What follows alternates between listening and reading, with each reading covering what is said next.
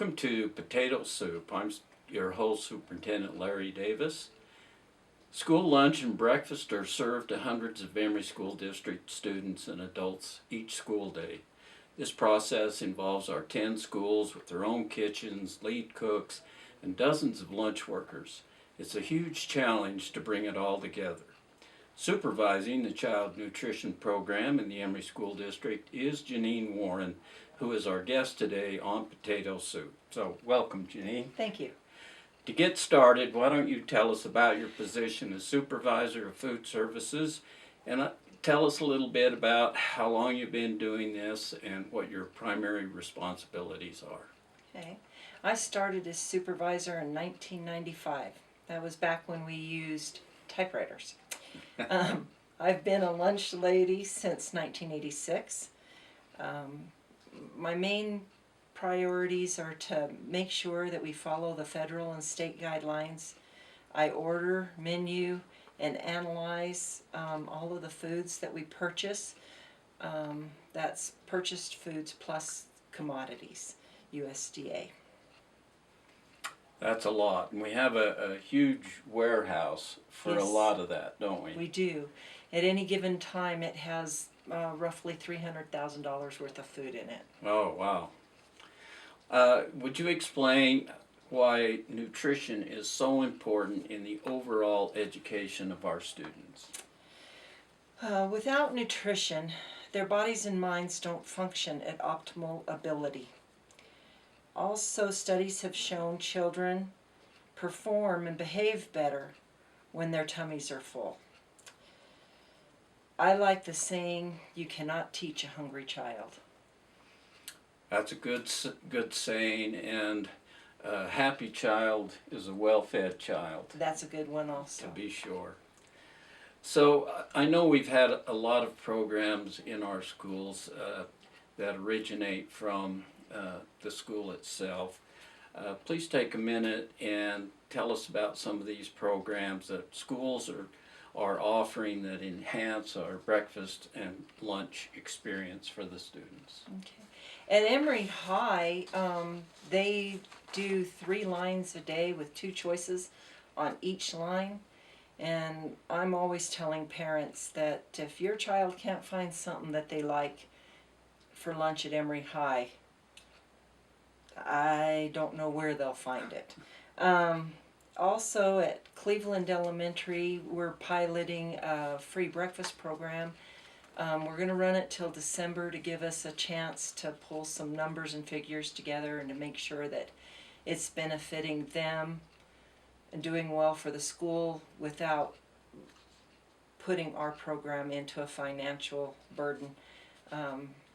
Our program operates self-funded, and the only funding we receive is from the meals we serve, and they need to follow regulation. I know a lot of the school programs decorate a lot. They celebrate with the kids. Holidays, they'll decorate for Halloween and the holiday season. Tailgate parties to support the high school homecoming week, for example.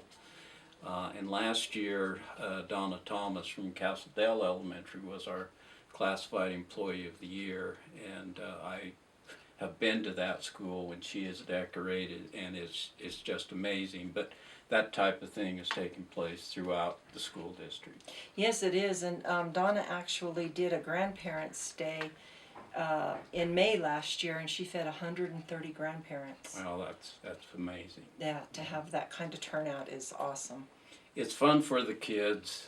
It's school lunch and school breakfast, but the atmosphere is just enhanced, and I think it brings a smile to the kids' face and really gives them a positive feeling about going into the lunchroom that stays with them throughout the day. I think so also. Let's talk about the cost of meals. For breakfast and lunch, student meals, adult meals, very reasonable cost, even if you're paying full price. But we recognize that not all families are in a position to be able to pay full cost for meals. But we do have programs for free and reduced meals. Would you explain how that works?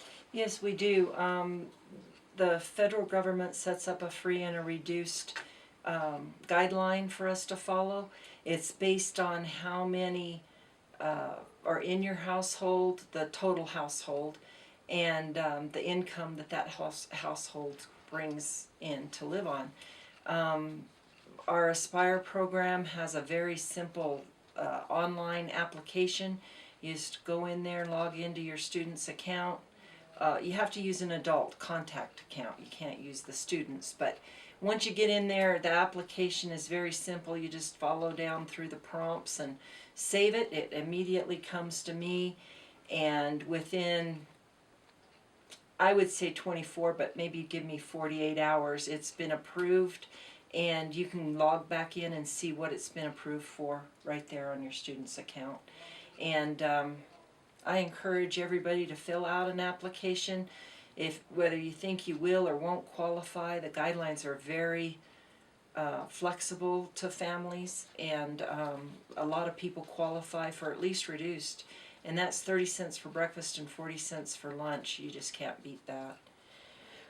And also, I'm available for help if you don't have the internet or you can't get logged in for some reason.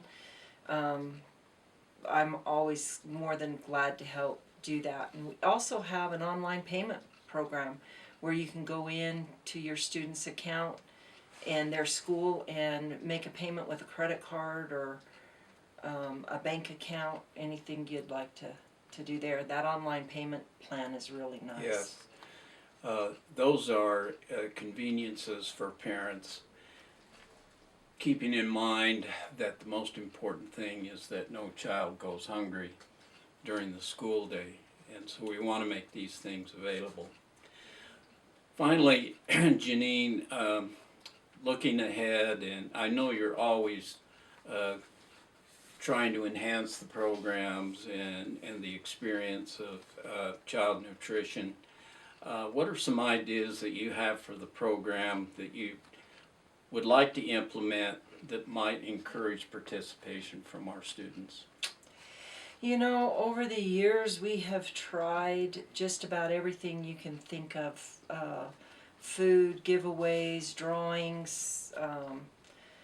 It just seems like promotions. We do free lunch days, free breakfast days, trying to bring the kids in. And really, I think that even with your own family, it's hard to please everybody at mealtime.